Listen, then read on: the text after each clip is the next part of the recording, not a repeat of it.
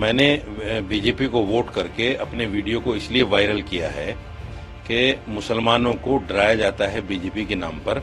दिल्ली में अगर बीजेपी सरकार बनेगी तो मैं फिर मुसलमानों से ये कहूंगा कि देखो इन 5 सालों में मेरा कौन सा अधिकार बीजेपी ने छीना है वो मैं दिखाने और बताने का काम करूंगा।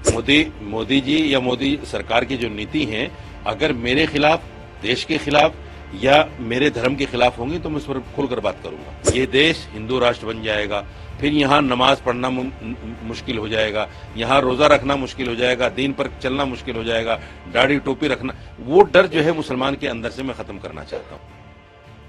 एक वक्त था जब देश की सत्ता संभाल रहे पीएम मोदी के खिलाफ मुसलमानों को भड़काया जाता था।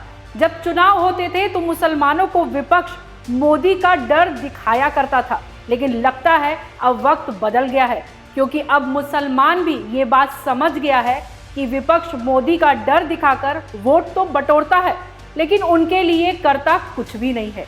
इसलिए साजिद रशीद जैसे बड़े मौलाना भी मोदी के समर्थन में उतर गए हैं और दिल्ली चुनाव में बीजेपी के लिए वोट डालकर ऐलान कर दिया कि मैं मोदी को गले लगाना चाहता हूं। तो क्या है पूरी रिपोर्ट, बताते हैं विस्तार से। नमस्कार, आप देख रहे हैं जनतंत्र टीवी, मैं हूं आपके साथ पल्लवी सिंह। बीजेपी को वोट डालकर दहाड़े मौलाना रशीदी, मैं मोदी को एक बार गले लगाना चाहता हूं। मौलाना ने क्यों मारी पलटी, खुद दिया जवाब। देश की राजनीति में प्रधानमंत्री नरेंद्र मोदी का डर दिखाकर मुसलमानों का वोट बटोरने का खूब खेल चला। यहां तक कि राजधानी दिल्ली में स्थित जामा मस्जिद में खुला ऐलान किया जाता था कि मुसलमानों मोदी को नहीं कांग्रेस को वोट दो। लेकिन अब वक्त बदल गया है। अब उस राजधानी दिल्ली में जब विधानसभा चुनाव हुआ तो ऑल इंडिया इमाम एसोसिएशन के मौलाना साजिद रशीद ने खुद पहली बार बीजेपी को वोट डाला और ऐलान किया कि मैंने मुसलमानों के दिल से बीजेपी का डर निकालने के लिए मैंने बीजेपी को वोट दिया है। बीजेपी को वोट डालने के बावजूद साजिद रशीद ने कहा कि वह मोदी सरकार की नीतियों का विरोध करते रहेंगे, क्योंकि वोट देने का मतलब ये नहीं कि मैं सरेंडर कर रहा हूँ या फिर मैं बीजेपी में शामिल हो गया हूँ। मैं बस मुसलमानों के लिए दिल से बीजेपी का डर निकालना चाहता हूँ। जिस देश में मुसलमानों को मोदी का डर दिखाया जा रहा हो, उस देश में एक मौलाना का बीजेपी को वोट डालना जहां हर किसी को हैरान कर रहा है, तो वहीं दूसरी तरफ कुछ कट्टरपंथी मुसलमान ऐसे भी हैं जिन्हें बर्दाश्त नहीं हो रहा कि एक मौलाना ने बीजेपी को कैसे वोट दे दिया। इसलिए मौलाना साजिद रशीदी को लगातार धमकी पर धमकी मिल रही है।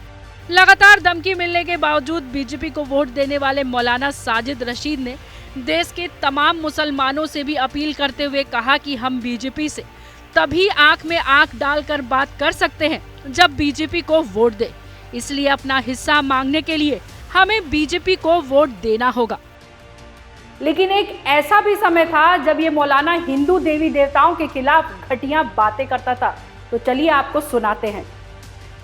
मैंने ये कहा था कि औरत को आप देवी मानते हो, औरत को लक्ष्मी माना जाता है हिंदू आस्था के मुताबिक। लक्ष्मी देवी हुई, लक्ष्मी देवी हैं और औरत। ये सेम बात आप पाकिस्तान में कह सकते थे जाकर, ब्लास्फेमी का केस लग जाता आप पर। मेरा पहले सवाल तो सुन लीजिए।